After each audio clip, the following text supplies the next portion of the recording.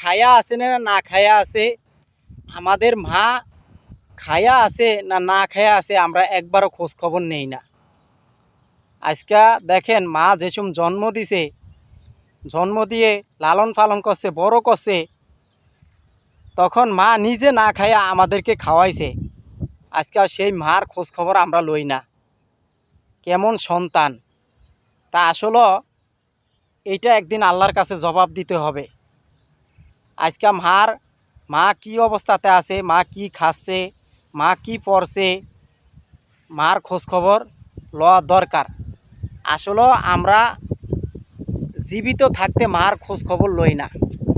আজকাল যদি জীবিত না থাকে তখন আমরা মার কবরের সামনে যায় জিয়ারত করি। ভাই, মা জীবিত থাকতে আমরা দোয়া নেই না, পায়ে সালাম করি না, আর আমরা যায়া মুনাজাত করি, দুই হাত তুইলা কবর জিয়ারত করি মায় মইরা যাওয়ার পরে। তা আসলে ভাই, মা জীবিত থাকতে আমরা মূল্যায়ন করি, মাকে মূল্যায়ন দেই। তা আমাদের দেশে এখন বর্তমানে কিছু সন্তান আছে মাকে মূল্যায়ন করে না, মাকে কোনো 2 টাকার চাইরে না দাম হয়ে দেয় না, এরকম আছে না? তা আসলে মা জীবিত থাকতে কি যে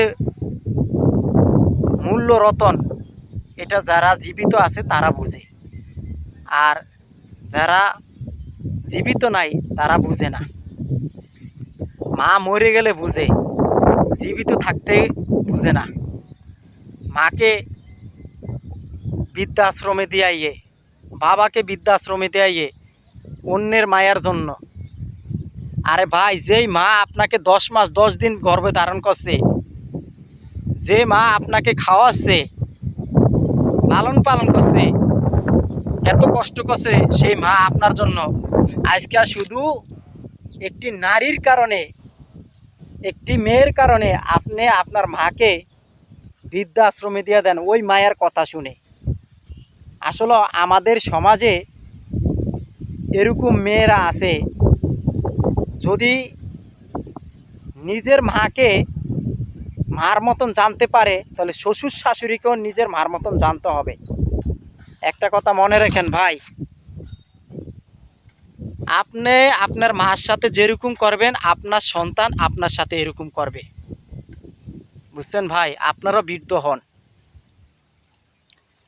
আপনারা এখন বর্তমান সমাজে ভাই সোশ্যাল মিডিয়াতে দেখি মাকে অবহেলা করে, বাবাকে অবহেলা করে, বাবা সিরা লুঙ্গি পরে থাকে, মা সিরা কাপড় পরে থাকে, কোনো খোঁজ খবর লয় না।